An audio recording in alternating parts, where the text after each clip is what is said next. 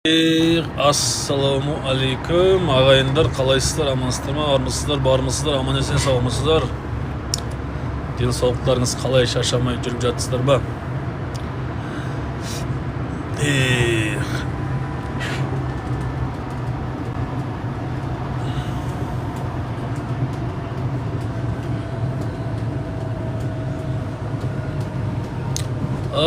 Армысыздар, ассаламу алейкум ағайындар, қалаларыңыз қалай, денсаулықтарыңыз жақсы ма? Бүгін біз қазақ елі 24 тамыз күні сағат 9:30 Нидерланды уақытымен Гага қаласында, Алла қаласа, митингқа шығамыз.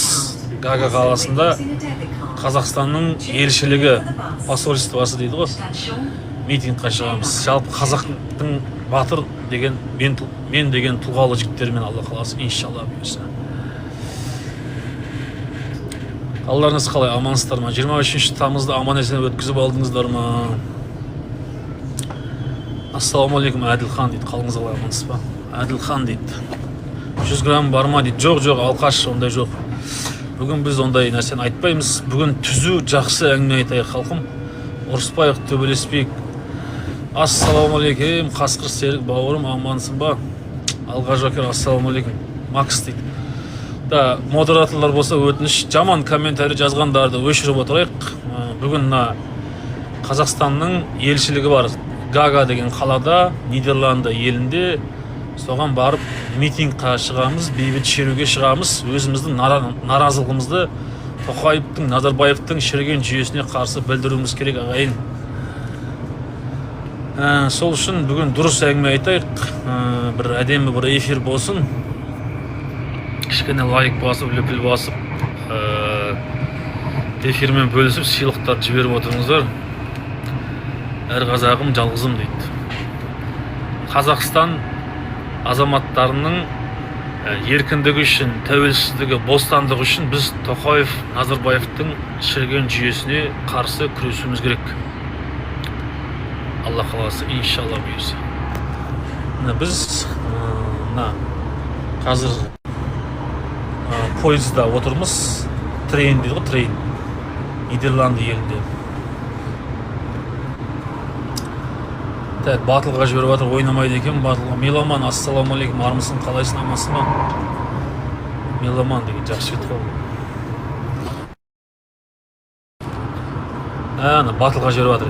Өйстіп күйдіреді ғой мыналар. Негізі гостиға кіріңіздерші, бір 3-4-еуіңіз.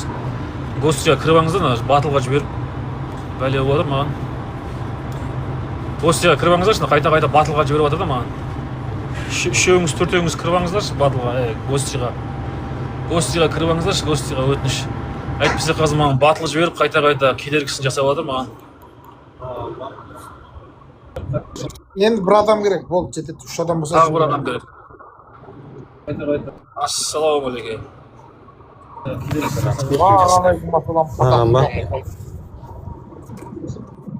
Тағы бір адам керек бізге.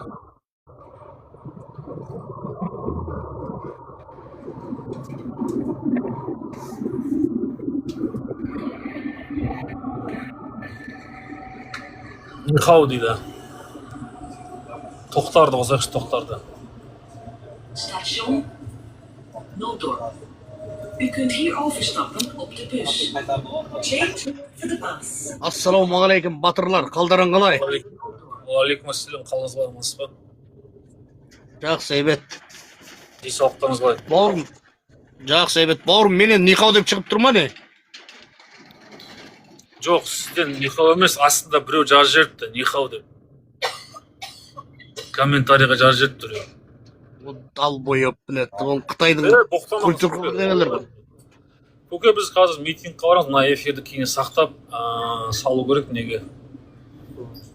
Сол үшін боқтамайық, әдемі болсын, эфир кішкене дұрыстап жүргізейікші, өтініш. Тоқтар аға, сізден өтініш, сіздің міндетіңіз микрофон жауып қойып отыру өшірді.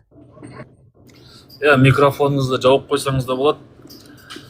Өтініш, білесіздер, кеше 23 тамызда Қазақстан деген мемлекетте жаңағы сайлау болды, құрылтай болды, депутаттар неше түрлі партиялар сайланды. Ол партиялардың барлығын біз білеміз. Ол фейк дейді ғой, былай айтқан кезде өтірік дейді ғой қазақшасы. ол 8 партияның барлығы Тоқаев пен Назарбаевтың шіріген жүйесіне жұмыс істейтін партия ғой. Енді ол оның барлығы өздері қолдан ұйымдастырып, неше миллиардтаған долларды бөліп, халықтың ақшасын тонап, болмайтын нәрсемен айналысып жүр. Тоқаев, Назарбаев ол халықтың проблемасын шешпейді ешқандай. Біздің Қазақстанда шынайы оппозициялық партиялар жоқ. Болған партиялардың барлығын, оның лидерлерінің барлығын түрмеге соттап, отырғызып, заңсыз, әділетсіз, жазықсыз сотталып жіберді. Мысалы үшін мен сіздерге айтамын, Алға Қазақстан деген партия бар, оппозициялық.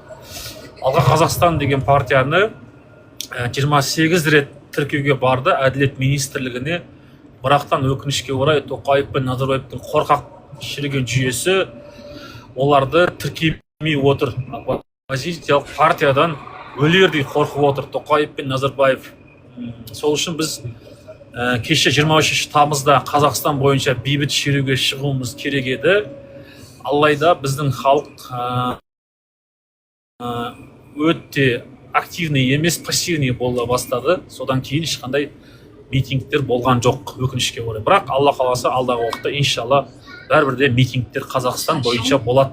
Миллиондаған халық көшеге шығады. Біз оған сенеміз, Алла қаласа. Біз оған өзіміздің үлесімізді қосамыз деп ойлаймын. Бұйырса Алла қаласа иншалла. Одан кейін оппозициялық партияның бірі Атажұрт партиясы. Одан кейін Алға Қазақстан бар, одан кейін Көше партиясы болды. ДВК деген партия бар. Осы оппозициялық партияларды Тоқаев пен Назарбаевтың шіріген жүйесі қорқып, әділет министрлігіне тіркемей отыр әдейі. Ол не деген сөз? Біздің Қазақстанда сөз бостандығы ешқандай жоқ, адам құқықтары сақталмайды, тәуелсіз журналистер жұмыс істемейді, жұмыс істеткізбейді. Одан кейін тәуелсіз соттар, судьялар жоқ біздің елімізде ешқандайда.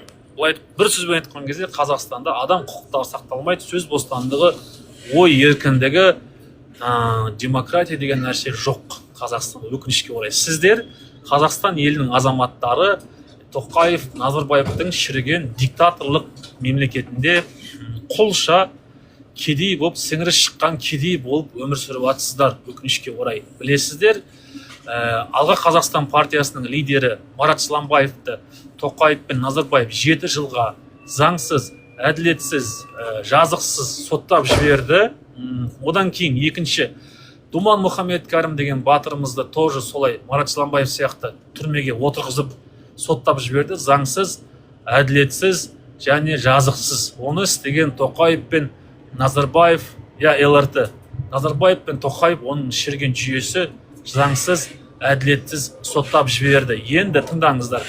Одан басқа Қытайдың туын өртеген 18 Қазақстанның батыр азаматтары бар. Оларды да Тоқаев заңсыз, әділетсіз, жазықсыз түрмеге соттап отырғызып жіберді.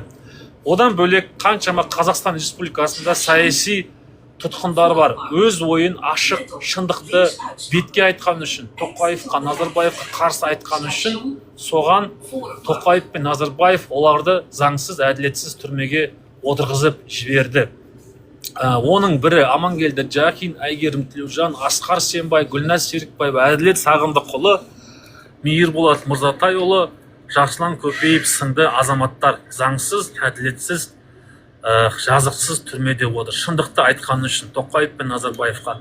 Одан бөлек жақында Бага Танк бауырымыз және Бауыржан Айтимбаев және Руслан деген бауырларымызды 15 суткаға, 20 суткаға тоже Тоқаев пен Назарбаевтың жүйесі қорыққаннан шындықты айтқан үшін түрмеге заңсыз, әділетсіз, жазықсыз соттап жіберді, отырғызып жіберді.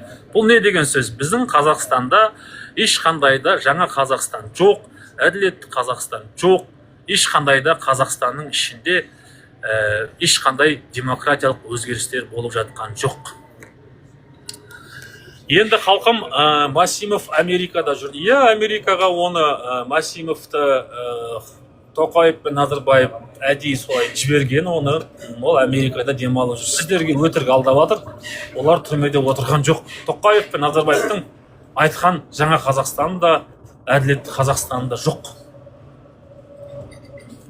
Ассаламу алейкум. Уалейкум ассалам. Қалайсыз бәке, амансыз ба? Жақсы, өзіңіз қалайсыз, амансыз ба?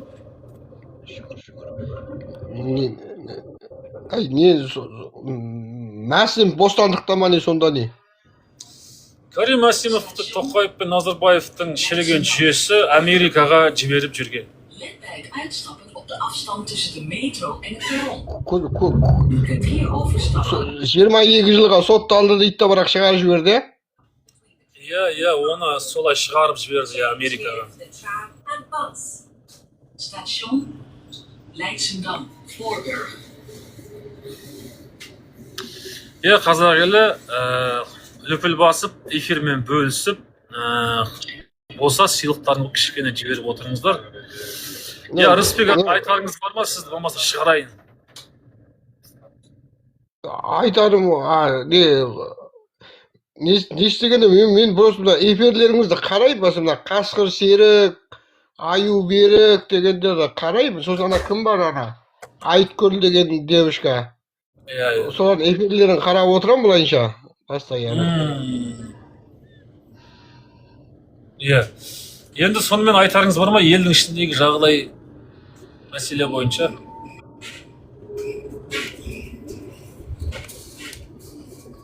Короче, поражение қой мына вообще біздің ел емес болып кетті ғой. Тоқаев пен Назарбаевтың айтқан жаңа Қазақстаны, әділетті Қазақстаны бар деп ойлайсыз ба? Сіз қалай ойлайсыз? Әділетті Қазақстан деген жоқ қой, қотағым ғана. Жоқ, сіздің ойыңызша, Ал сіздердің айлық жалақыңыз, пенсияңыз, пособияңыз 3 есеге, 4 есеге көтерілді ма? ақш доллары бойынша? Жоқ. Анау больницада қарамайды екен, бірдеңе төлемесең дей ма нахуй? Сіз мысалы үшін больницаға немесе поликлиникаға емделу үшін баратын болсаңыз, сізді қабылдамайды. Егер сіздің неңіз болмаса, егер сіздің медициналық страховка дейді ғой, сақтандыруыңыз болмаса. Сол ғой, сол үшін қарамайды екен мен. Аяғымнан ауырғамын ғой мен жамбастан. Сол барсам жаңағыдай дейді. Қарамайды. Қарамайды, сізді қарамайды. Беріп утилизм орып көтерді. Негізі бірақ ол ем деген, оқу деген негізі мемлекетте тегін болу керек емес па негізі, оқу деген емделу, медициналық емделу, оқу, білім алу, ғылым, білім тегін болу керек. Сол тегін болу керек, оған бізде платный қылып қойған ғой бәрін. Бізде ақша төлейсіз, ол дұрыс емес. Ол деген адамның құқықтарын шектеу, сіздің бостандығыңызды, еркіндігіңізді алып қойды. Құқықтарыңызды алып қойды.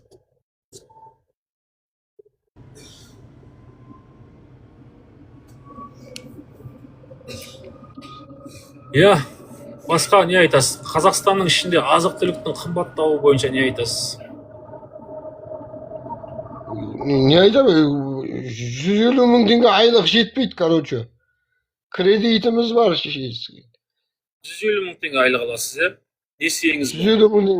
150 мың теңге айлық алам.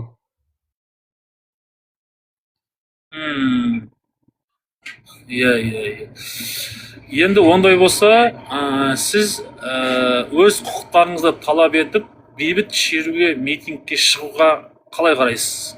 Айлық жалақыны, мысалы үшін 500 мың теңгеге көтеру, 1 миллион теңгеге көтеру бойынша. Ондай болса жақсы. Бірақ негізі ол шеше, мына эфирден кейін мені келіп комитет или милиция алып кететін шығар деп ойлап отырмын мен қазір.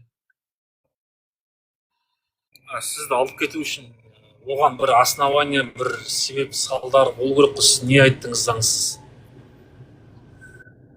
Ештеңе айтқан жоқсыз ғой. Сіз егер өзіңіздің құқықтарыңызды талап етсеңіз, ол не, сіз заңсыз емес шығар деп ойлаймын мен. Кім? Бәке өзің қай елдесіз сіз?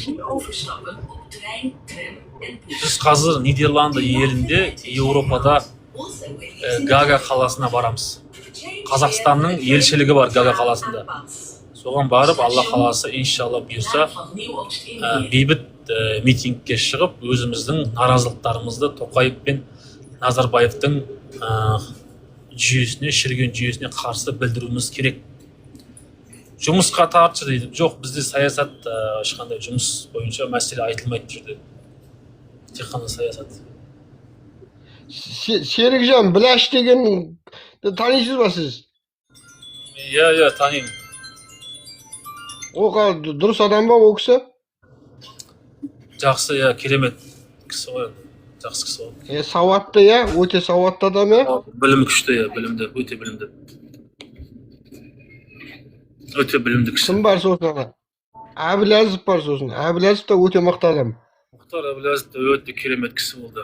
Өзінің айтқан кезде алғырлығымен, рухтылығымен, білімімен солай жүрген азаматтар ғой бұл кісілер. Екеуі де тұлғалар ғой. Қазақстанда күн бермеді ғой, нақияпты оймайттарнақ. Оларды заңсыз, әділетсіз, жазықсыз соттарды ғой. Тоқаев пен Назарбаевтың шіріген жүйесі. Назарбаев Әбіләзовтан қорыққан дейді ғой уақытысында. Иә, ондай рас, ол рас. Өте сауатты. Ана мен де эфирлерді қарап қоямын былайынша. Сіздердің эфирлеріңізге постоянно кірем ғой. Иә. Қазір жауап бере салайын. Гага қаласына жол жүрдік. Нидерланды елінде Қазақстанның елшілігіне барамыз. Өз наразылықтарымызды білдіреміз.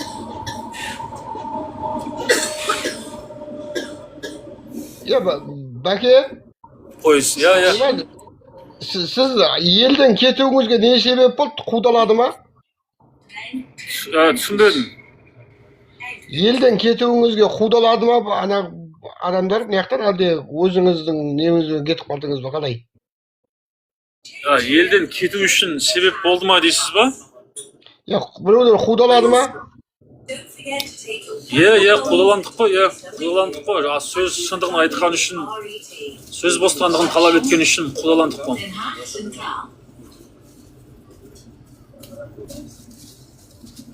Сөз бостандығын талап еткенім үшін, шындық айтқаным үшін қудаландық қой. Жұмысты істеткізбеді ғой, жұмыс істей алмайсың деді ғой. Бізде несправедливо ғой. Заңның орындалуын, әділдікті талап еткенім үшін.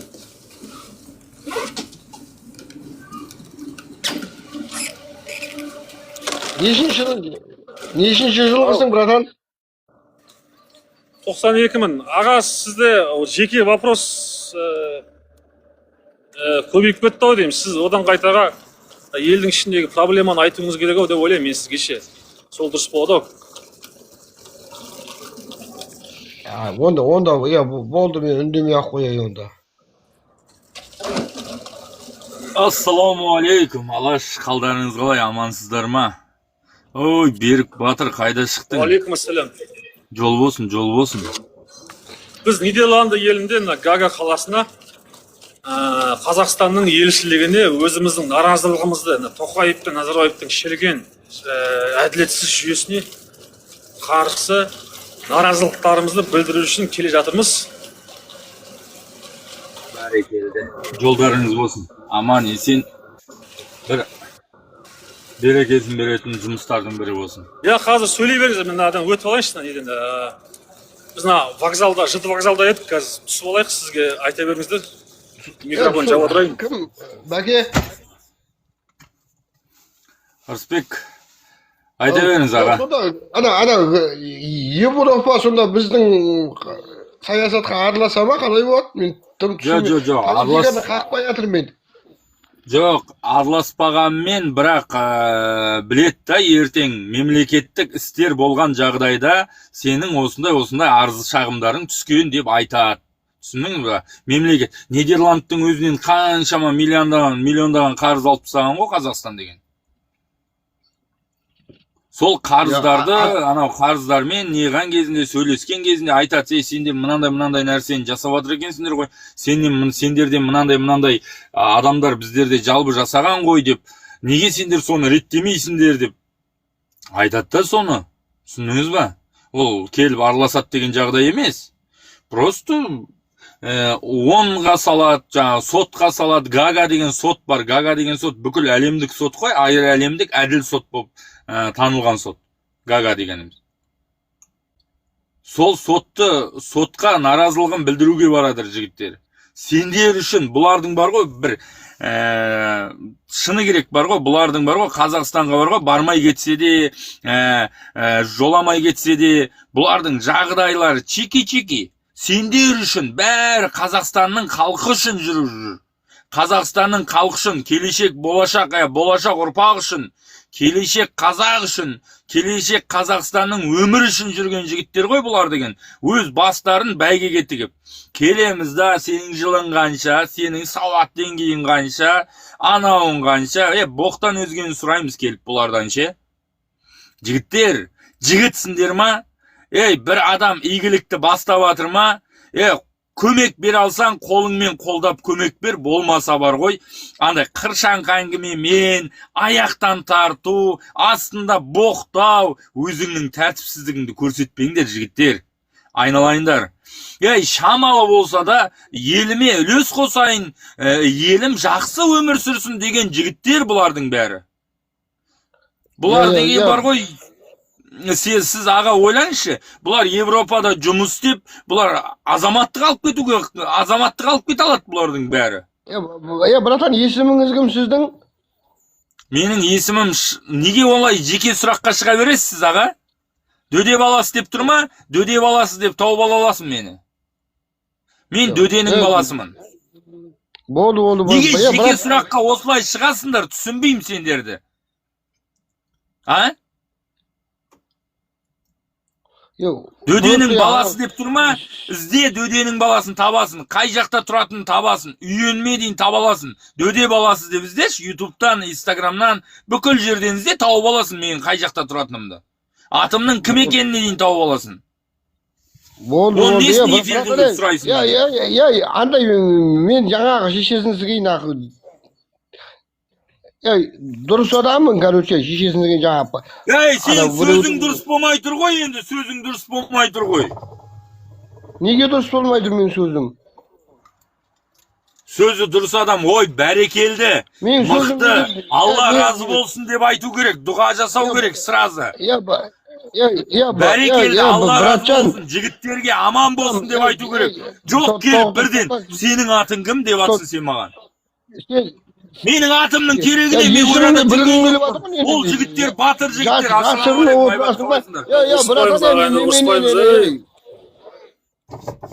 брат, что там, есіміңді білгеннен есіміңді жасырып не нақу? Еркек емессің ба, менің есім мынандай, менің есім мынандай дейді. Көрдіңіз ба? Мен дұрыс емес сөйледім ба не? Сіз жоқ, дұрыс емес сөйлеп отқаныңыз осыдан белгілі да, көрдің ба? Еркек емес, ұрысқа жақындап атсың да сен. Көрдің ба? Мен бір есімді айтқаннан не шешіледі? Міне Қазақстанның өмірін шешпекші болып баратқан жігіттерге дұға тілейік та одан қайда аға. Менің атымды не қыласыз? Мен вообще өзімнің күнімді өзім көріп, өзімнің қотырымды өзім қасып жүрген жігітпін. Мен елдің жағдайын айтып жүрді жүрген жоқпын. Брат, базар жоқ, адуши, ауырып қалма. Есіміңді айтуға қорқасың ғой сен, короче, эфирде. Менің бар ғой, мұнан дөде деген, дөде баласы. Әкемнің лақап есім. Тұрат жая дырылдай берме, айтаме қазір, шыңғыспын мен. Төлеген ол шыңғыспын, айтыңдар бар. Любой жерде, 1989 жыл туылғанмын. Елдің ішіндегі проблема айтайықшы бұл. Елдің ішіндегі проблема айтайық. Дұрыс. Ағайындар, ұрыспай ақ қойыңыздар, эфирді сақтау керек деймін, если что, ютуб қама бір жерге салу керек шығар мен. Жақсы. Беке, не бар? Боқтамай, дұрыс әңгіме айтайық, сосын эфирді сосын ютубқа салу керекпіз деп ойлаймын, Алла қаласа, сол үшін давайте ағайындар. Елдің ішіндегі проблема айтайықшы, дөде соны айтыңызшы өтініш.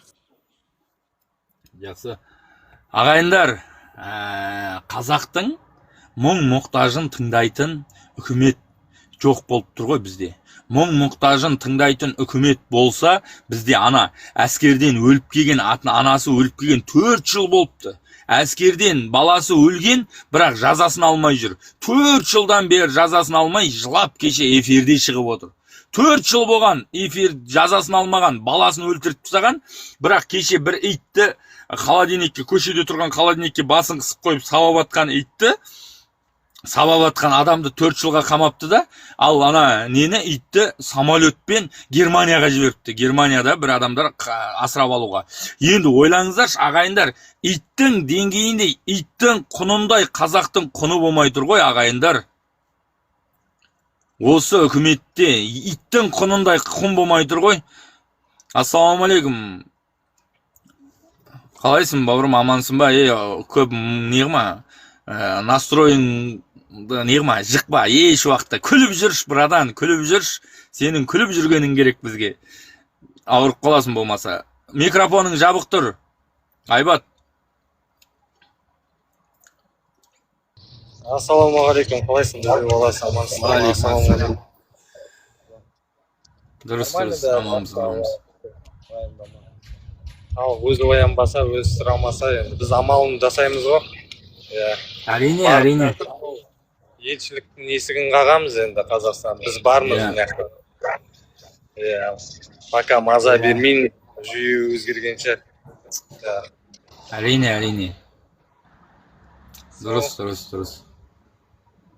Дұрыс.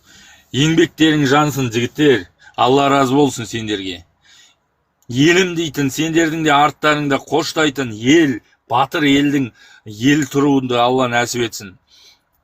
Сондай ағайындар, міне, уәждәріңді үкіметке айтасыңдар, әр қайсың, үйі жоқтар, басқалар, үй алып беріп жүргендер, ағайындар, сендер үкіметтің жұмысын жеңілдетіп атсыңдар, түнде де эфирлерде айтып атыр.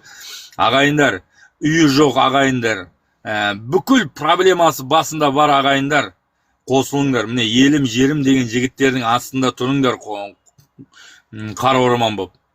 Елім, жерім дейтін жігіттер көп бізде. Әр облыстан тауып береміз сендерге. Елім, жерім дейтін нағыз азаматтар бар. Әр облыста бар, әр ауданда бар, әр районда бар, бір адамнан бар.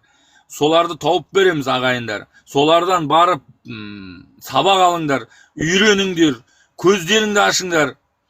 Айналайындар, кімнің өзі айтты ғой, жаңағы Міржақовтың өзі айтты ғой, көзіңді аш, көтер басты, оян қазақ деп.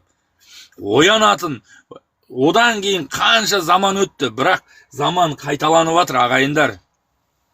100 жылда заман қайталанады дейді. Ертең ашаршылықтан қырылып қалып жүрмейік, өзіміз аз қазақпыз дейміз.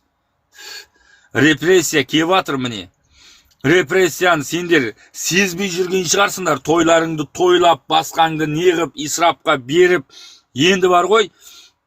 Міне, репрессия дегеніміз Думан Мұхаммед Кәрім қамалып жатыр ма? Қамалып жатыр. Бүкірейіп кеткен деп әкесі айтып жатыр. Добалдай жігіт бүкірейіп кеткен. Қараш, халықтың сөзін тыңдаса, соны халық сұрап жатыр. Халықтың сөзін тыңдаса, Марат Жыланбаевты бізге көрсетер еді эфирге. Алып шығар еді, фотоларын көрсетер еді. Бізді тыңдамай жатыр, халықты тыңдамай жатыр. Бірақ біздің заңымызда, қазіргі заңның өзін қабылдамаймын, бірақ соның өзінде бірінші заңымызда бұл адам, біздің құндылығымыз заңдағы, мемлекеттің құндылығы адам, және осы не деген? Адамға тиесілі деген. Жер үсті, жер асты байлығы адамға тиесілі деген. Біздің халыққа тиесілі деген. Бірақ сендер ойлаңыздар, халықтан жинап емдетіп атсыңдар. Еще Қазақстанда емдетіп атқан жоқсыңдар.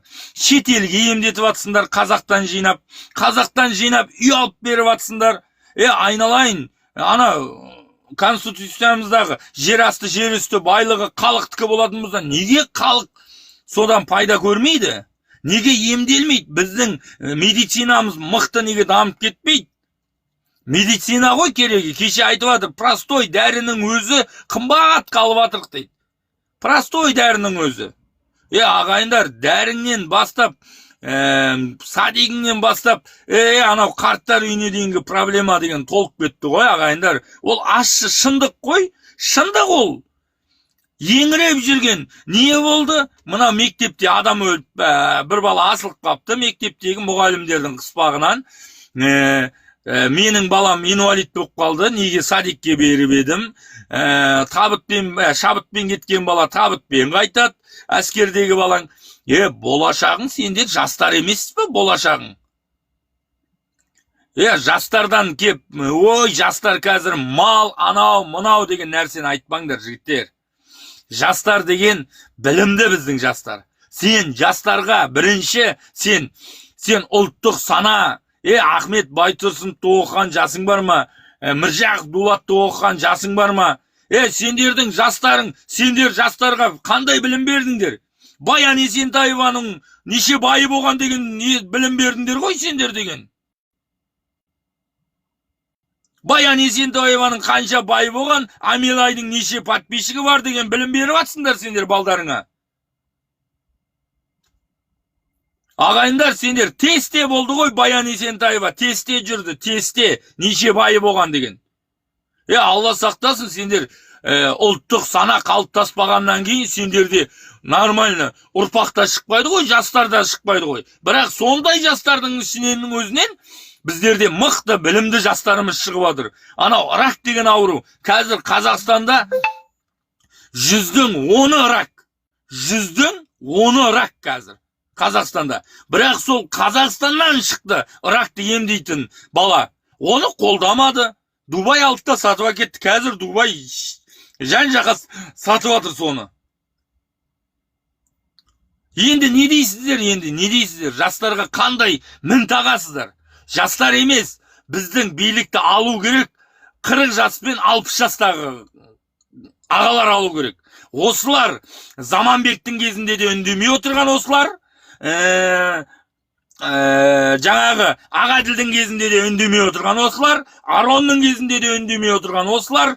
Ал 40 жас пен 60 жастағылар. Соларға сеніп мәу деп әңгіме айтпаған адамдар. Заманбек сондай батырымызды Заманбекті 3 оқ атқанына сендір жібергенде 3 оқ атып өз-өзіне суицид жасады деген айтқан кезінде сендіріп жіберген осы 40 жас пен 60 жастағы адамдар сенген. Сенбеді олардың өзі. Бірақ дауысы көттерінен шықпады да үйлерінде қатындарымен ғана айтып отырды. Атып кетті, өлтіріп кетті. Бірақ сыртқа шығып, неге өлтірдің біздің батырымызды деп біреуі мәу деп айта алмады. Сол мәу деп айта алмаған нелер шығу керек қазір, айту керек соны. Қазіргі болып атқан қиындықты, қазіргі болып атқан қазақтың басына келіп атқан нәубеттің бәрін айту керек солар. Сөйлейтін адам бар ма тағы да? Сөйлей беріңіз, айта беріңіз. Қазір біз 15 минут жолда боламыз, сосын біз сөйлейміз. 15 минут сөйлей тұрмыз. 15 минут. Мен де кетуім керек болып тұрады да, жақсы айта берейін. Қастық Серік, ассалаумағалейкум. Қастық Серік бауырымыз сөйлесін, давай. Давай, сөйтіңіздерші, мен қазір кетуім керек болып қалды қазір. Нәрді кетуім керек болып тұр. Мен не сөйлейін? Біреуің аю, біреуің арыстан. Аю мен арыстанды аттап барып сөз сөйлеу, ол күнә деп есептеймін. Ол үшін арыстан дөде сөйлей берем.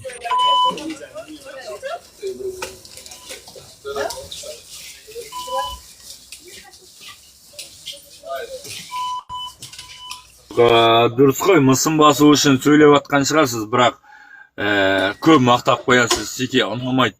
Пайғамбарымыз айтады ғой, біреудің бүйіріне пышақ ұрғың келсе, не қыл дейді? Бетіне мақта дейді. Бетіміз жоқта мақтасаң, келсем, бетіміз барда Керемет мақтамас. жігіттер. Аюда керемет мен үшін. Дөдеде Жоқ, керемет. бетіне мақтама, бетіне мақтамаңыз. Жақсы, аман болыңыздар. Не қайда? Жоқ, мен... Жақсы болмай, нұры тассын дейді. Жаманның Жоқ, дұрыс, бірақ адам жоқ кезінде айту керек. Біз жоқ кезінде, көзіміз жоқ кезде айту керек. Бар кезде де Пайғамбарымыз- мақтауға болады. Жоқ кезде де мақтауға болады. Оның артық кемшілігі жоқ ешқашан. Беке. Пайғамбарымыз айтады. пайғамбарымыз да саллаллаху алейхи уассалам айтады ғой, мұсылмансыңдар ғой бәрің. Енді бір адамның бүйіріне пышақ ұрғың келсе, бетіне мақта дейді. Пайғамбарымызды мақтап отқан Мен адамға өзім оған келіспеймін. Мен өзім жеке өзім топырақ шашып берем деген. Тұлға ретінде енді айбаттеңіз дөде баласы. Иә, дұрыс. Тұлға ретінде жеке ойым бар. Дұрыс. Мен адамды бетіне де мақтаймын, артынан да мақтаймын. Дұрыс, молодец. Дұрыс. Ол сенің Менің өзімнің таңдауың. жеке ойым бар. Енді сіздің ойыңыз өзіңізде қалсаңыз болады, мен өз ойымды қалайын. Альхамдулилля. Тамаша. Жаңағы не керек емес артық әңгіме. Жоқ, артық әңгіме емес қой бұл ортамыздағы. Дұрыс, аман болайық. Ағайындар, көріп отырсыңдар ғой енді, мынарда жігіттер оңға барайын деп жатыр, сендердің нелеріңді айтайын деп жатыр да. Ағайындар, сендер үшін терін төгіп, сендер үшін уақытын бөліп, қазір өздерің ойлаңдаршы, біреуден 5.000-10 мың теңге ақша сұрап ала алмайсыңдар. Ағайын туысыңнан 5.000-10 мың теңге ақша сұрап ала алмайсыңдар. Бұл кісілердің алтын уақыты. Сіздердің ойлап қарасаңыздар, бір күндік табыстарың 15.000, 10 мың, или 5 мың болатын болса, бір күндік уақытын қиып, көрдіңдер ма, жігіттер, қазақ елі үшін, қазақ жері үшін, міне осылай еңбектеніп баратыр. Көрдіңіздер ма, ағайындар? Сіздер осылардың еңбегін бағалап, мына жерде, мына лайк деген бар, комментария деген бар, тез лайкты 100 мың, 200 мыңнан асырып жіберіңдер. Мына репост деген бар, мына жерде 2 адам таратыпты. Менің өзім таратпаппын, мен нені таратып қойдым. Міне репост деген бар, репостты басып қойыңдар. Бәрің міне 230 адам отырсыңдар ма? 30 адамның жарайды. 230-дың 30-ы сатқын дейтін болсақ, 200-дің репост басып қойыңдар нәрді. Қазір анау Гаганың алдына барған кезінде, елшіліктің алдына барған кезінде көп адам көретін болсын, бізді қорғайтын, бізді сөйлейтін, міне мынандай азаматтарымызды танитын болсын ел. Көретін болсын, танымаған қазақ қалмасын, жігіттер. Репост басыңдар астына. Сосын лайкты көбірек басыңдар. Көбірек лайк басып отырыңдар. Ағайындар, жарай 150 сатқын болғанның өзінде де 100-дің лайығы, 1000-нан басқанның өзінде миллионнан асып кету керек лайктарың. Давай, шындық, міне шындық сендерге айтып отқаным. 5.000 теңге, 10.000 теңге сендер үшін ешкім бермейді сендерге. Бірақ бір күндік жұмыс уақытын тоқтатып, Европада бір күн жұмыс істесе 60-70 мың ақша табалады. Әрбір адам.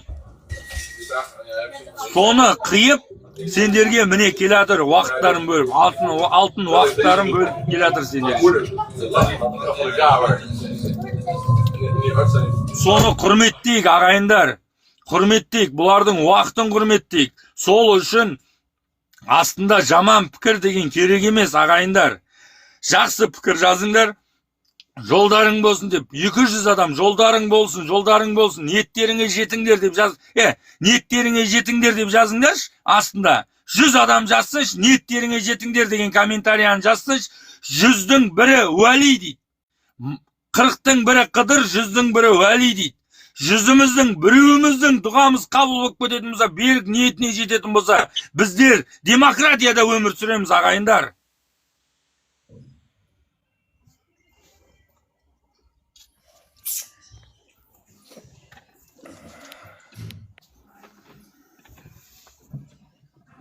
Ассалаумалейкум, қалайсыздар? Аю берік, қасқыр серік, красавчик. Уалейкум Менде бір ассалам. ұсыныс бар еді, болашақта мықты экономикамыз дамып, мықты ел болып отырсақ, Япония болып отырсақ, ұлы деп қойсақ фамилиямыз бола ма? Мысалы, Берік, Хамитұлы, Серік, Алашұлы деген сияқты. Сол кезде біздің код болады да дүние жүзінде. Сол ұсынысқа қалай қарайсыздар? Оф деп фамилия ретінде емес, анау мынандайұлы, Бауыржан Момышұлы деп сөйтіп танылса дүние жүзінде. Әдемі. Ол, естественно, сол қайтып келеді ғой, ол нәрсемізді алып келеміз. Уайымдамаңыз. Немересі деп, фамилияға немересі деп жазамыз. Оның бәрі қайтып келеді, уайымдамаңыз. Ол қайтып келтіреміз. Грузиндар сияқты ше, бір белгілі болып тұрады. Таят Маратұлы болды. Дұрыс, әдемі. Ұлттың құндылығын көтерейік деген. Керек емес. ұлы деп ұра берсек қалай болады? Соны Әдемі. Жақсы, рахмет. Әдемі. Ойыңыз әдемі. Дұрыс, тамаша. Ол деген ұлтымыздың деңгейін көтереміз деп жанталасып жүрміз ғой. Ұлтымыздың деңгейін көтереміз деп жанталасып жүр жігіттердің бәрі. Ұлттың қадірі қашып кеткеннен кейін ол вишті қосып қойып бізге алдырмай жатыр ғой. Соны алдыру үшін пәленбай қағаз керек. Пәленбай не керек? Мен өзім Өзбекстанда туылғанмын негізі. Сол Өзбекстаннан қағаздар алып келуім керек екен, архивтарынан жинап. Ол деген сұмдық қағаз жинауым керек. Ол оңай емес екен. Бірден офтан ұлыға жаңа тегіге өту деген. Соның бәрін оңайлатамыз. Оған деген әдемі ұсыныстар ол жақсы ұсынысыңыз. Ассалаумағалейкум, рахматуллахи ва баракатуһу. Бауырлар, қалайсың? Амансың ама?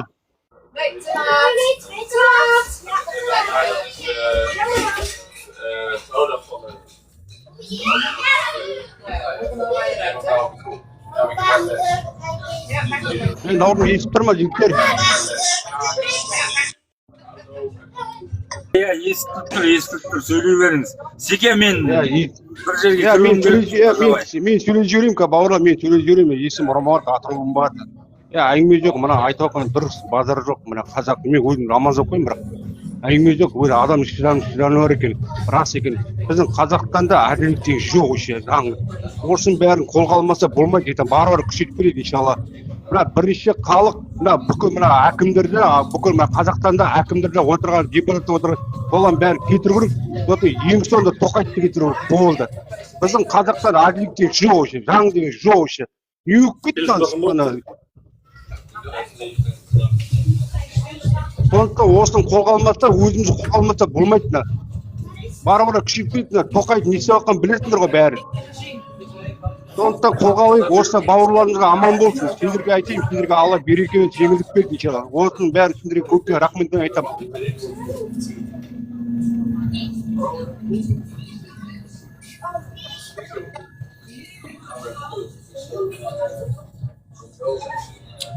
Ағайындар, дөде баласы қаз келем дейді, айтқаныңыз келсін, рахмет, аумин. Көп рахмет. Мақсат деген кісіге де рахмет, тілегі айтып атқанды келсіз, рахмет, Алла разы болсын. Маған да тіркеп қойыңдаршы, бауырлар, маған да тіркендерші, мен де бетімді аша алмадым. Мен бұрын бұлай нем болды, сөйтегіміз, әдей мені қойып тастады, мен айтқан, Атырауда еще әділдік жоқ қой, мен анда барам, мында барам, ешқандай шешілмейді. Мен алайда бұрын сөйтегім неге блок қойып тастады. Осы бауырлар маған қолдандық, не істейіндерші, маған тіркендерші бауырлар. Тіркеп мен де бетімді аша шендіріп жаққа запрос жасаймын. Натуре мына бәрін қолға алу керек. Қазақстан деген еще мына жет айта алмайды. Қазақстан деген бір әділдік деген еще жоқ еще. Мына көшеде әділдік тұрса еще әділдікті айтпады еще. Аманат болды. Осы бауырлар, осы адамды қолданды мына. Осы бауырлар бәрін қолға алып, осы әрекет жасады. Сендерге рахмет, Алла береке берсін иншалла. Әділдікті айтамын сендерге.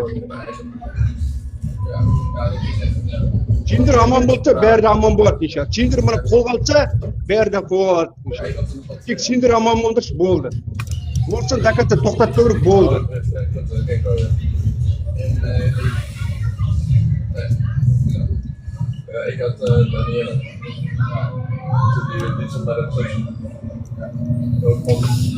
Ағайындар, тіркеліп қойыңыздар мына кісіге, өзінің бір айтатын шындығы бар сияқты ғой.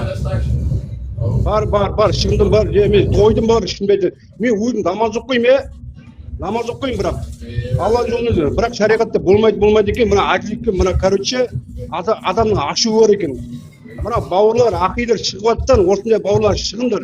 Біз өзімізді ертең сөйтіп дегенде өзімізді кетіп қаламыз ертең сөйлетті.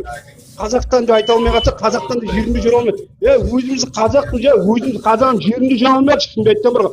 Анда болмайды, мында болмайды. Заң қайда? Заң жоқ осы бізде. Жоғарыда отырған оларға заң бар. Бізге заң жоқ. Қайда заң? Әділдіктен қайда кешемен бар айтып кеттім. Қайда әділдік? Айтыңдаршы. Мен өзім шынымды айтты жүрегім бар ғой, құлқын шынымды айттым бар ғой. Шашып кеттім натуры. Бірақ мен өзі үшінші күні бәйнелеттім, мен жұмыстан шығарттым. Құлақта жарамсыз. Қайсы? Сұмдық қой мынау дегеніміз. Мен бұрыннан келдім. Next stop, Nieuwe Duinweg. Ішінде айтты, өзіміз қадамды жерімде жүре алмай қалдық қой, ішінде айтты. Ik ben 1 keer geweest, Sjoerd. Ik heb het bij jou gehaald. Ik heb het probleem zo gehaald. Ja, niet. Ik ben toch in de buurt. Сіздер қалайсыңдар, қайда барасыздар? Алмас, айта беріңіз. Иә, сен шақырыпсың 2 рет. Не кеше елдің бәрі митинг күтті, содан кейін елдің бәрі қуанды ғой, митинг болмады, не істейсіңдер деп біздің жаңағы ақымақ қазақтар табалады да. Былай қарасаңыз, иә митинг болмады, ел шықпады, иә кеше. Бірақ бәрібір түбінде бір шығады ғой. Бәрібір экономикалық проблема 23 августте тоқтап қалған жоқ. Политикалық проблема тоқтап қалған жоқ. Ол қыса береді. Яғни кешегі жаңа қуанып айтты ғой. Ой, ешкім шыққан жоқ, сендер не дейсіңдер, халқымыз жақсы, бәрі керемет дейді. Бәрібір 23 мен Қазақстанның проблемасы тоқтап қалған жоқ. Ал бола береді, әлі қыса береді. Жаңағы оған билік қуану керек та, халық шықпағанда. Ал жалғыз халық өздері әлең өмір сүріп жүріп, биліктің жаңағы жыртысын жыртып жүрсіздер. Ол негізінде сіздердің жылау керексіздер қазақтар. Билік қуанып жатыр, өйткені олардың миллиардтар бар да, ұрлап атқан. Сіздің ұрлап атқан неңіз бар, дымыңыз жоқ. Өміріңіз жалғаса береді, пенсиядан пенсияға, кредиттен кредитке, зарплатадан зарплатаға, сол жартас баяғы сол жартас әлі жартас болып қала береді. Мен түсінбеймін кешегі сондай таяз халықтың күлкісін, жаңағы, не болды митингтен. Ол сендердің мүдделерің үшін ғой, бәрі халықтың мүддесі үшін. Шықпасаңдар, яғни ары қарай өмір сүре бересіңдер, қиналып. Жалғыз кухняда жылап, сықтап, қайтадан жұмысқа барасыздар. Сол ғой. Бірақ проблема ол кешегі күнмен сақталып қалған жоқ. Ол бола береді, түбі бәрібір болады. Сондықтан біз кеше мен таңғаламын, сондай ақмақты. Не болды, Айткүл айтып еді, 23 күн ешкім шыққан жоқ, ахаха, хихихи. Айткүлдің өмірі жақсы, бәрінің өмірі жақсы. Вот қиналатын сіздер ғой. Таңғаламда біздің қазақтардың ойларының сондай таяздығына. Рахмет, айта беріңіз. Өте дұрыс айтасыз, Мерей ханым. Біз қазір мына Гага қаласының Қазақстан елшілігіне кеп қалдық. 100 метрден кейін. Қазір кішігірім өзіміздің наразылық шеруімізді бастаймыз. Наразылық шеру Тоқаев пен Назарбаевтың шіріген жүйесіне қарсы өтеді, және саяси тұтқындарға бостандық талап етеміз. Марат Шыдамбаев, Думан Мұхаммедкәрім сияқты тағы басқа неше түрлі активист батырларымыз түрмеде отыр. Жазықсыз, әділетсіз, заңсыз сотталған.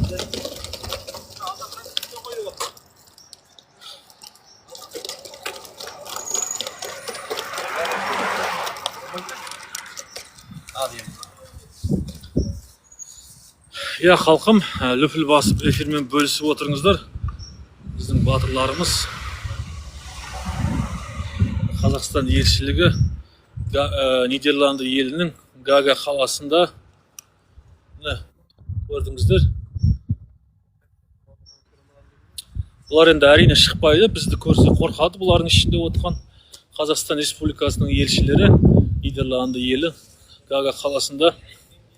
Бұлар сыртқа шықпайды, әрине бізден қорқады. Бұлар біз келсек болды, бұлар уже бізден қорыққаны соншалықты есіктерін тас жауып солай отырады. Қалайсыздар. Ассалаумағалейкум, қалайсыздар? Салам, істеріне сәттілік сіздерге. Өте жақсы, өте дұрыс. Енді кеше біздің қазақтар, қуанып атқан қазақтар көшеге шықпадыңыз дегендер. Бүгін сендер қуанасыңдар, ертең бір күні жылайсыңдар. Солды естеріне сақтаңдар, қазақтар. Сендерде жақсы. Бірақ сол уақыттарда сендер соларды қуанып атсыңдар. 21-ші жылда кейбір адамдар қуанды, митинг болмады, бірақ 22-ші жыл көшеге халық шықты. Газдың бағасынан бүкіл Қазақстан көшеге шықты ғой. Көрдіңдер. Солай, бүгін шықпайсыңдар, бірақ басқа күнге шығасыңдар. Қайда барасыңдар, шығасыңдар көшеге.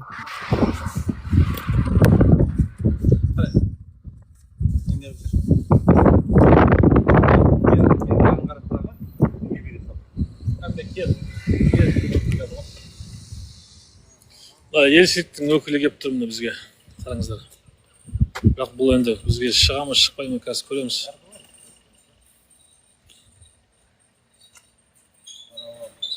Айбат қымбаттың қасында. Өмірлері бал десе, бәріспен Аллаға Сырт көтеріңіз.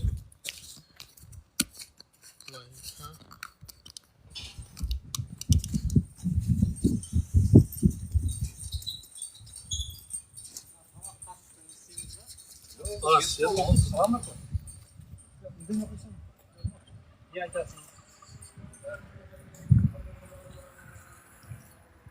Не айтасың?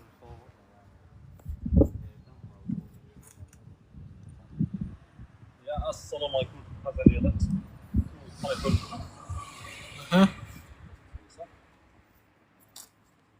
Ассалаумағалейкум қазағияда. Міне бүгін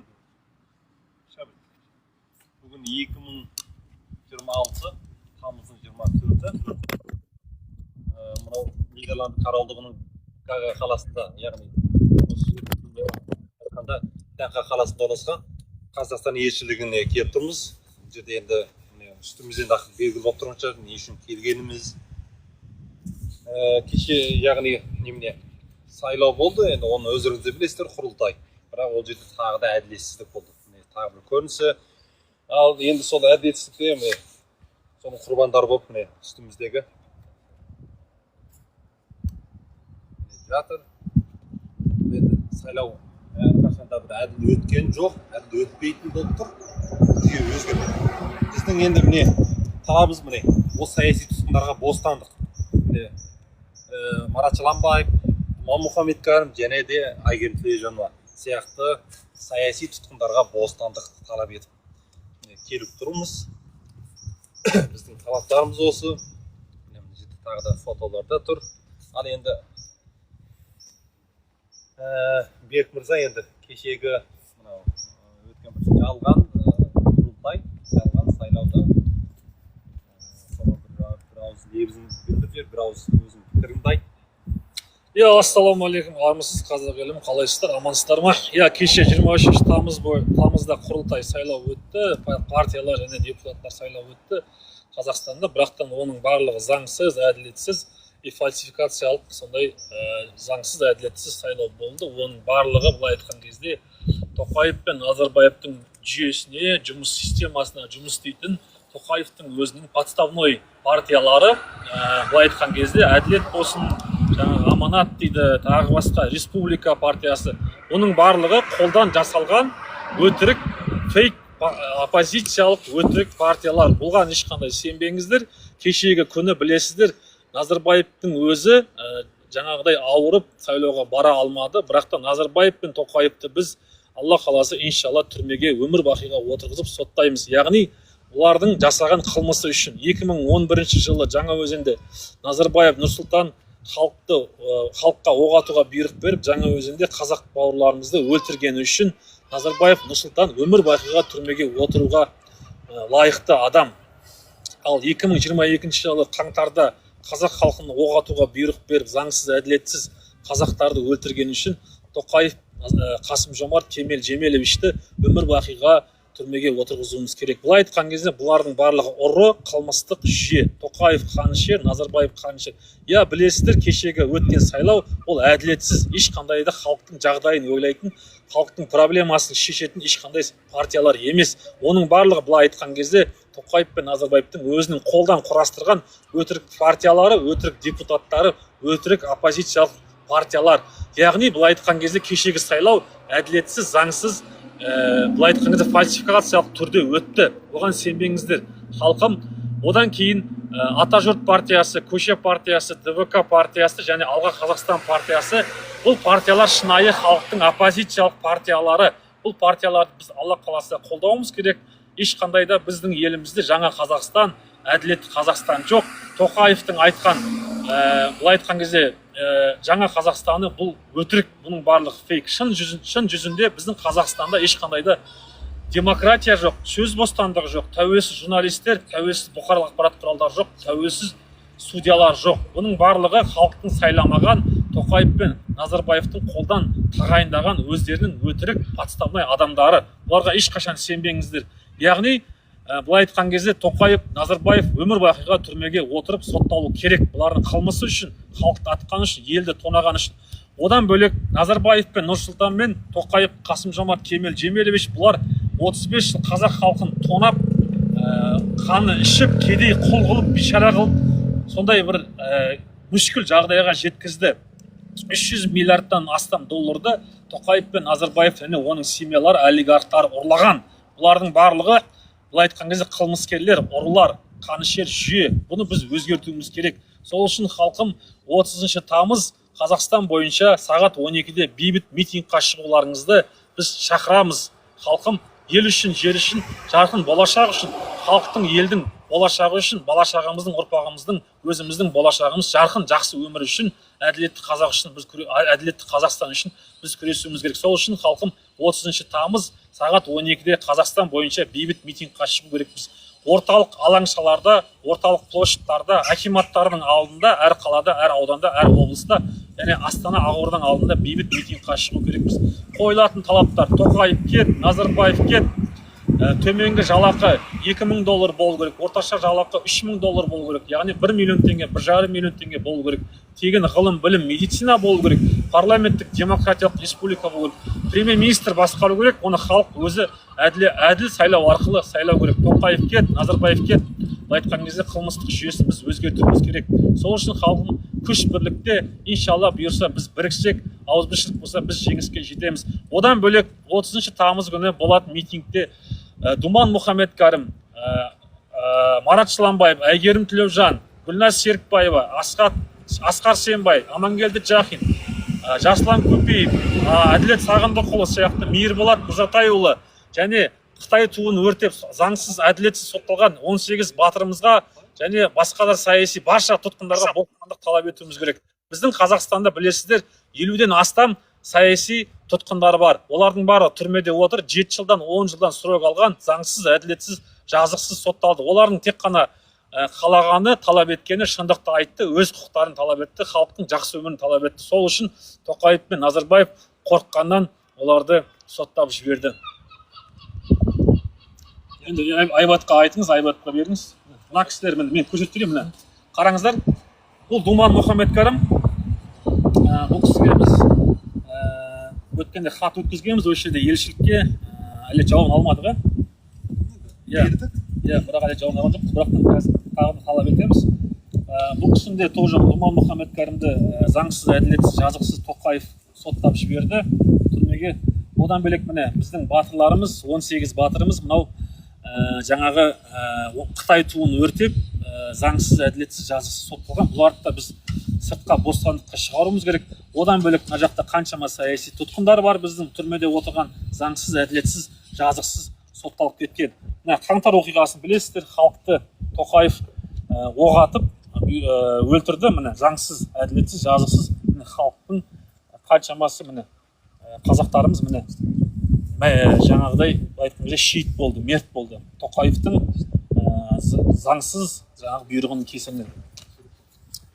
Жаңа конституция, біздің елімізде ешқандай конституция жоқ. Бұл конституция. Біздің елімізде конституцияны былай айтқан кезде жаңа дәретхананың, әжетхананың қағазына айналдырып жіберді Тоқаев пен Назарбаев. Біздің елімізде біздің құқықтарымызды шектеп, біздің аузымызды жабуға тырысып жатыр. Бірақ біз біріксек, халық болып біріксек, біз өзіміздің құқықтарымызды қойып, талаптарымызды қойып, жеңіске иншалла жетеміз.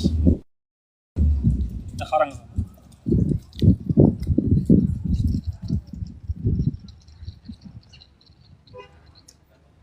Рахмет тыңдағандарыңызға. Айбат деген мырзаға сөз берейік. Ассалаумағалейкум, қазақ елі, армысыздар ағайын. Біздер міне қазір берік Қазақстан елшілігінің алдына келіп отырық. Барша саяси тұтқындарға талап етеміз. Оларды босатсын, оларды заңсыз, әділетсіз ұстап отыр ағайындар. Біздер бұл жерге келіп отқан себебіміз қазақтың жастары бар екенін, өзіміздің бар екенімізді көрсетеміз. Енді қазір Қазақстанда көріп отырсыз, ешқандай заң жоқ. Оны енді шығарып жатқан TikTokта болсын, қай ақпараттық құралдарын пайдаланып шындықты айтып жатқандарды барлығын қаматып жатыр. Ағайындар, бірігейік.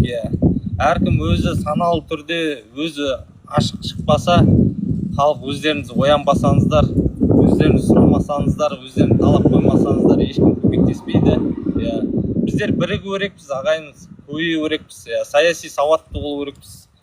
Барша мына саяси тұтқындарға, міне Атажұрт партиясы мүшесі не үшін соттап қамалып отыр, 18 азамат батырымыз.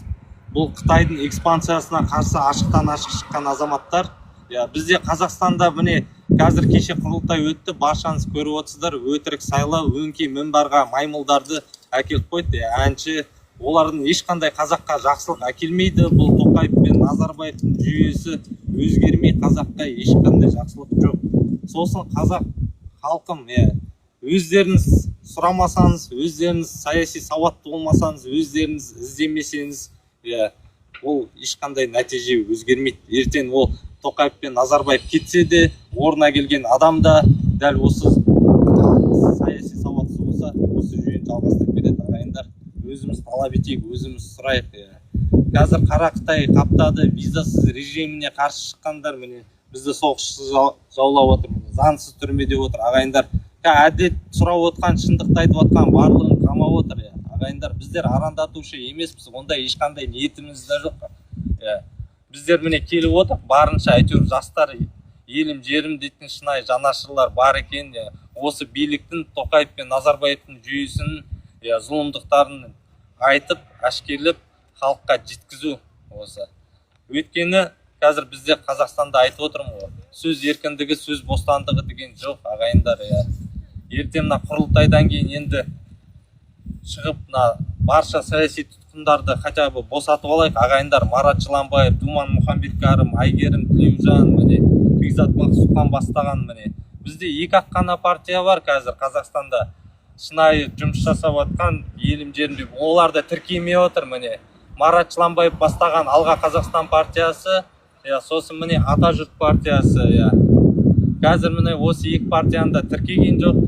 Оларды жүйесін тіркемейді. Қазақстанға мына Назарбаев пен Тоқаевтың жүйесіне елім жерім, қазақтың жақсы болғаны, бай болғаны, жақсы өмір сүргенін қалап отқан жоқ. Ағайындар, бұл жүйемен, мына партиямен әділеті болсын, тағы да аманаты болсын, республикасы болсын, оларды халық таңдаған жоқ. Бұлардың әкелген, тіркелген партиясы қазаққа жақсылық әкелмейді, оларды жұмыс жасатқызбайды да. Гаухар Танашева апамыз айтқандай депутат, ол жерде барлығы сценарий бойынша өтеді деп. Ринат Сайтов болсын, қанша елдің алдында жүрген ақын нелер, бәрімізді халықтың мұң-мұқтажын айтатын адамдар сатып кетті. Қазір Тоқаев пен Назарбаевтың жүйесін қолдап отыр, ағайындар. Олар Қытай мен орыстар үшін қызмет қылып отыр. Тоқаев пен Назарбаевтың жүйесі орыстармен, солармен Қытайдың интересі үшін жұмыс жасап отыр. Қанша олигархтар алып алған, сол жерден, жыл жерлерінен айлықсы келмейді. Ағайындар, жастар, өзіміз ояныңыздар.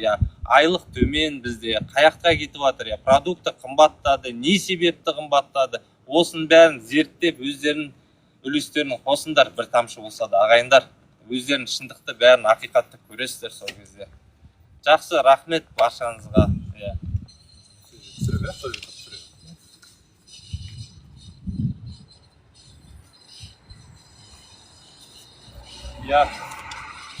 Жаңа Айбат бауырымыз және Берік бауырымыз айтып кеткендей, кешегі сайлау бұл жалғандықтың бір белгісі. Алдында Тоқаев айтты, не деп айтты? Мен екінші сайлауға түспей бір рет қана президент болады деді. Бірақ айтқанында тұрмады. Неге кеше сайлаудан кейін ол айтты. Менің келесі сайлауға түсу құқығым бар деді. Неге? Өйткені алдында бұл конституцияны біздің ата заңды өзгертті, өздерінің ыңғайына қарай өзгертті. Соны өзгертіп, енді тағы да 7 жылдыққа алдағы сайлауға түспекші. Сонда бұл 7 жылдық бір еткі президент болу деген бұлар өздерінің өзгерткен бабы қайда? Бұл біздің ата заңның Чернобыль өздерінің қалағанына қарай өзгертіп, өздерінің еркіне қарай өзгертіп, өздеріне қарай ыңғайлап алғандығының белгісі. Міне біздің енді келіп отырған бұл ғана емес, келіп жатырмыз. Міне тағы да жанымызда міне қосылып жатыр, тағы да бұйырса қосыламыз дегендерді қарсы аламыз. Тағы да бұл тоқтап қалмайды. Міне мына жерде көрініп тұр ма Қазақстан Республикасының елшілігі қосылды бар. Міне келіп тұрмыз, міне осы мына алдымызда тұрған міне Freedom for Мұхаммед Кәрім арт жағымызда міне алдымызда Айбат бауырымыздың алдында Айгерім Сүлейменова, ал міне Берік бауырымыздың алдында міне Марат Жыланбаев. Міне бұлар халықтың мұңын айтып жоқтағандығы үшін сотталды. Мына зұлым жүйенің кесірінен бұлар міне абақтыда отыр, абақтыда қиналып отыр. Ал мына жақта ақша жегендер кешірім сұрайды, сәл айыппұлдарын төлейді, олар бостандыққа шығып кетеді. Олардың 10 жылға сотталса да, олар не түрмеде отырмайды. Не? Олар кешірімін қабыл алып, жеңілдете салады, бостандыққа шығарсылады. Ал мынадай ақиқат айтқан кісілер міне футболкадан сырт міне мына жерде фотоларда тұр. Бұлар сотталмайды. Міне мынау зұлым биліктің, зұлым жүйенің дәлелі, зұлымдығы. Ал енді қанішерлігі білесіздігі. Сол ағайындар, түрмеде жазықтан жазық сотталып отқан, жазықсыз, қанша саяси тұтқындар бар, қаңтар оқиғасында сотталып отқандары бар, барлықшаңыз көріп отырсыздар, бірігіңіздер, талап етейік. Ержан бауырымыз міне алдындағы келген бұл шықты. Енді қазір Марат Жыланбаев пен Думан Мұхаммед Кәрім ағамыздың жағдайы өте нашар ағайындар. Сұрайық баршамыз, тиктокта жай ғана отырмайық, әрекет жасайық баршамызға. Айтып отырып қой, барлығын біртіндеп құртыламыз деп отыр. Ағайындар, жастар, Еуропадағылар кімдер көріп отыр, жекеге жазыңыздар, тіркеліңіздер. Батырларымызды аман алып шығайықшы, ағайындар. Бұлар біз үшін, ел үшін, жер үшін қазір сотталып отыр. Көріп отырсыздар, ағайын. Білесіздер, ағайындар, міне қазір Думан Мұхаммед Кәрім мен Марат Жыланбаевтың жағдайы өте ауыр. Мынау кеше жақында осы хабар алған екен, денсаулығы өте нашар, азып, тозып кеткен дейді. Енді айтқан кезде Тоқаев пен Назарбаев бұл Марат Жыланбаев пен Думан Мұхаммед Кәрімді әдейі өлтіріп жатыр деген сөз. Біз оларға бостандық талап етеміз. Алла қаласы, иншаллах, мен ойымша біз біріксек, күш бірлік болса, ауызбіршілік болса, біз бостандыққа осындай саяси тұтқындарымызды, батырларымызды бостандыққа шығарып аламыз. Білесіздер, Марат Жыланбаев деген біздің батырымыз әлемде 7 рет рекордтар кітабына енген жүгіру марафоны бойынша бірден бір қазақ, бұл қазақтың физиологиясының, психологиясының мықтылығын әлемге дәлелдеген. 4 рет әлемнің шөл даласын жалғыз өзі жүгіріп өткен жалғыз қазақтың әлемдік рекордсмені батыры Марат Жыланбаев. Білесіздер, 8 айдан асты, 9 ай болды. Марат Жыланбаевтың түрмеден ешқандай хат хабар жоқ, туысқандарын кіргізбейді. Бұның не өлі екен, не тірі екен Марат Жыланбаевтың біз білмейміз. Білесіздер, Тоқаевқа, Назарбаевқа партия құрамын, оппозициялық партия құрамын деген үшін шындықты беттеріне айтып, елдің мұң-мұқтажын айтқаны үшін Марат Жыланбаевты, Думан Мұхаммед Кәрімді, Тоқаев пен Назарбаевтың шіріген жүйесі заңсыз, әділетсіз, жазықсыз түрмеге соттап жүрген болатын тұғын, 7 жылдан сұрық берген болатын тұғын. Білесіздер, Марат Жыланбаевтың қазір ешқандай хат хабар жоқ. Неше рет адвокатта барды, туған-туысқандар, активистер барды, құқық қорғаушылар барды. Бірақтан ешқандай жаңағы отырған түрме мекемесінде ешқандай хат хабар жоқ. Оларды адвокаттарды, құқық қорғаушылар адвокаттарды, туған-туысқандарын кіргізбейді. Ешқандай да бір мағлұмат жоқ бұлар бойынша. Білесіздер, яғни не деген сөз? Думан Мұхаммед Кәрімді, Марат Жыланбаевты, Тоқаев пен Назарбаевтың шіріген жүйесі өлтіріп жатыр. Одан басқа біздің елімізде қаншама 50-ден астам саяси тұтқындар бар. Яғни Марат Жыланбаевқа, Думан Мұхаммед Кәрімге, тағы да басқа саяси тұтқындарға қазақстандық бостандық талап етеміз. Сол үшін халқым 30 тамыз сағат 12-де Қазақстан бойынша бейбіт митингке шығуымыз керек. Осы саяси тұтқындарды сыртқа бостандыққа шығарып алуымыз керек. Міне қараңыздар. Одан бөлек бізде мына жақта жаңа көрсеттім, тағы да біздің 18 батырымыз Қытай туын өртеп сотталған. Бұларды да біз мына жақта қаншама активистер барлығына бостандық талап етіп шығарып алуымыз керек. Қаңтар оқиғасында қайтыс болған азаматтар Тоқаевтың заңсыз оқ ату бұйрығы бойынша біздің елімізде ата заң жұмыс істемейді. Бұл әжетхананың қағазына айналып кеткен. Конституция емес, конституция болып кетті. Сол ағайындар, қазақтар енді барынша назарға салып жатыр ғой. Американың өзінде де міне Серікжан ағамыз конгресске кіріп жатыр. Барынша мына зұлымдарын ашып, әшкерлеп жатыр. Кешегіде Супермен күтіп отырсаңыздар, өмірін қиып, Ғалымжан ағамыз Бруклин мостынан Нью-Йорктан секірді, аман қалды. Ол да міне осы қаңтар оқиғасына айтып, барша саяси тұтқындарға бостандық талап етіп секіріп отыр, өз өмірін қиып, қазақ халқына деп. Сол ағайындар, барлығыңыз бірігіңіздер, қосылыңыздар, саяси сауатты болыңыздар, ақпарат құралдарды чат GPT-ден жазыңыздар, сіздерге барлық шындықты нені көрсетеді. Жалғыз бізге керек емес, баршамызға керек. Ол дейтін, әркім осознанно шықпаса, өзі мақсатты түрде шықпаса, елім жерім деп ойламаса, мына не болып жатқанына, елдегі болып жатқанға ат салыспаса, мына жастар ағайындар жағдайымыз мәз емес. Айтып отыр, бұл басқа президент келсе де дәл осылай бізді пайдаланып кетеді. Ағайындар, көздеріңді ашыңдар, ізденіңіздер.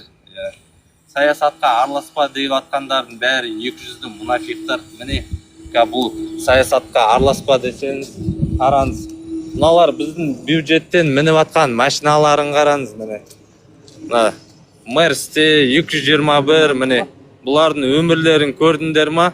Бұлардың өмірлері қандай, ағайындар? Сол себепті бұл ақша қайдан келіп жатыр? Олар комфортқа үйреніп қалған, акиматтағыларына. Солар әкімдер өздері машинаға алып алған. Үкіметтің бензині, газы барлығы төлеулі, қарапайым халық бейшара, жейтін тамағына тамақтап алмай жатыр қазір. Кредитті төлей алмай.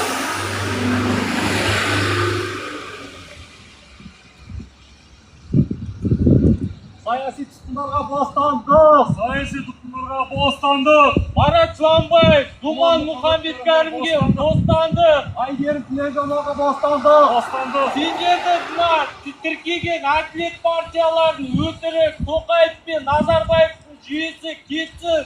Сендерде қолдамаңдар. Қаңтар 2020 ешқашан ұмытылмайды, кешірілмейді. Сендерді осы жүйеге қызмет етсеңіздер, ағайындар, сіздерді жақынсыздар. Қаңтар ешқашан ұмытылмайды. Тоқаев, Назарбаевтың жүйесі кетсін. Әділет партиясы, құрылтай, барлығы өтірік. Саяси тұтқындарға бостандық! Жасалмасын қастастық! Саяси тұтқындарға бостандық! Жасалмасын қастандық! Саяси тұтқындарға бостандық! Жасалмасын қастандық! Саяси тұтқындарға бостандық! Марат Жуанбаев, Думан Мұхамбет-Кәрім, Айгерім Тілегжановға бостандық! Түрмеде жатқан саяси тұтқындарға бостандық! Бостандық!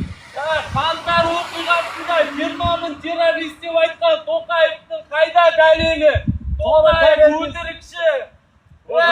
Дәлелдесін, 20 мың террорист деп айтқан имам қайда, бас муфти? Дәлелдесін! Дәлелдей алмаса сотталсын, Қазақстанның ата заңы бойынша сотталсын. Жалған ақпарат таратқандығы үшін бас муфтида, тағы да басқа мына президент Тоқаевта егер дәлелдей алмаса сотталсын. Қазақстанның конституциясы, Қазақстанның заңы бәрімізге ортақ, бәрімізге бірдей болу керек. Жалған ақпарат таратма, дәлелдей алмадığında сотталсын. Заң, Қазақстанның мына конституциясы заңы тек қана қарапайым қара халыққа емес. Барша мына 20 миллион халыққа мейлі ол қараша болсын, мейлі ол қан болсын, бәріне тең болу керек. Айтпаса ол заңның не керегі бар? Дұрыс. Сотталсын, жалған ақпарат таратқан. Тоқаев сатқын, қаншек, қылмыскер сотталсын. Қаңтар ешқашан ұмытылмайды. жалған ақпарат таратқандар сотталсын. Түрмедегі мына бейгүнә жатқан, өзінің елін жерін деп шыққандарды босатсын. Саяси тұтқындар болмасын. Саяси тұтқындарға бостандық. Қантар ешқашан ұмытылмайды. Қараңдаршы мына. Қандай боздақтар, ай көркем, мына кішкентай 12 жасар бала, міне Сұлтан. Қанша міне осыларды террорист қылдырып шығарды да өз халқын бас муфтидің өзі Қазақстан алға ата жүр партиясы. Қазақстан мына тіркелмейтін мына оппозициялық партиялар тіркелсін. Алға Қазақстан, алға ата жүр. ағайындар, міне қазір міне сіздерді біздің партияны тіркемейді. Алға Қазақстан партиясы 28 рет бар тіркеуге. Марат Жыланбаев міне бастаған ағамыз, одан кейін Ата жұрт партиясы Бекзат Мақсұтхан бастаған ағамыз міне. Ағайындар, бұлар бізді тіркемейді. Шынайы елім жерім дейтін азаматтар керек емес. Сол себепті қатарға қосылыңыздар. Алға Қазақстан партиясын талап етейік. Ата жұрт партиясына қосылыңыздар. Жастар талап етейік. Жалғыз әдеп ашық сайлау болсын, міне, ашық сайлау. Шынайылықты көрек, бізге мұғалімдерді анау-мынау заставлять етіп апарғаны керек емес. Халық болып талап етейік. Саяси сауатты болыңыздар, ашыңыздар, чат-GPT-ден жаздыңыздар, қалай саяси партия болу керек екен, қалай құрылу керек екен. Ағайындар, мына қазіргі тіркелген әділеті қандай партиясы болса да қазаққа ешқандай жақсылық әкелмейді. Дұрыс. Өзіміз саяси сауатсыз болсақ, өзіміз сұрамасақ, онда бізді осылай басына береді. Ойларына келгенін жасап жатыр, заңды өзгертті, жағалай штраф, кредит, қарызға баттырды, жұмыссыздық жасады, міне Қытаймен, Орыспен қосып қойды, визасыз режимді ашық қойды, ертең міне пенсионный дейді, неше түрлі, мына тиктокта айтып жатқан сөз, ашық ақпарат, сөз еркіндігі жоқ, ағайындар. Қосылыңыздар, талап етіңіздер, бізде қару жоқ, қаруымыз мына телефон, тикток, инстаграм, фейсбук, барша хотя бы осыған үлес қосып, атсалысып, жәрдем беріңіздер, ағайындар. Өздерін сұрамасаңыздар, ешкім сіздерді келіп өзгертіп бермейді елімізді. Ағайындар, соны түсініңіздер, осознанно, өздерін, осознанно, ояныңыздар, бірігіңіздер, қатарға қосылыңыздар.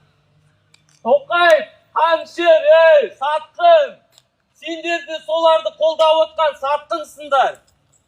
Ешқашан ұмытылмайды мына. Қантар ешқашан кешірілмейді мына. Қантарда өлтірілген, міне, Жаңаөзенде өлтірілген қанша террорист деп, бас муфтидің өзі террорист қылдырды, өтірікшілер жауап бере алмай отыр. Сол біздің елді басқарып отыр қазір, ағайындар. Көріп отырсыздар, біз емес арандатушы, біз емес өтірікші.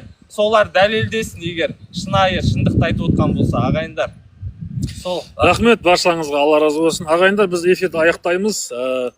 Қазақстанның ішінде отқан барша саяси тұтқындарға бостандық талап етеміз. Тоқаев кет, Назарбаев кет, оларды түрмеге өмір бақиға соттап отырғызамыз. Жақсы дамыған мемлекет құрамыз. Алла қаласа Қазақстанды Жапония сияқты дамыған мемлекетке айналдыруымыз керек. Алға Қазақстан, баршаңызға рахмет, баршаңызды жақсы көреміз. Тек қана күш бірлікте. Алға Қазақстан, алға Ата жұрт партиясы, алға Көше партиясы, алға ДВК партиясы, алға Қазақстан партиясы. Рахмет баршаңызға. Сау болыңдар, аман болыңдар. Міне батыр деген осындай болу керек ағайын. Тек қана сөзбен емес, отырып алып сөйлеп оңай барлық адамға. Өйткені енді сөздің адамымыз, ол маймыл емеспіз. Маймыл мен адамның айырмашылығы сөйлеу. Бірақ және де бір үлкен айырмашылығы бар, ол істеу, харекет жасау ағайын. Міне мына біздің азаматтар тек қана сөйлеп қоймай, бұлар сөйлеп те жүр, бірақ сол сөз сөйлеген сөздеріне сай харекет етіп. Ол үшін ағайын, мен үшін нағыз батырлар осылар. Сөздің де батыры осылар, істің де батыры осылар, міне. Сол үшін осындай жігіттерден, осындай батырлардан неге айналып кетпеске ағайын. Қолдамасаң қолдамай қой, бірақ қарсы пікір жазба, артынан шамалып түспе, соның өзі қолдау ағайын. Міне нағыз Алаштың, нағыз қазақтың батырлары мен үшін осы айбат, берік, қымбат. Сау болыңдар. Күн сөнгенше сөнбеңдер, заман ақыр, жер тақыр болғанша сен сияқты қазақтың батырлары аман болсын бауырым. Рахмет баршаңызға, Алла разы болсын. Эфир жауайын, аман болыңыздар. Жақсы бауырым. Жақсы.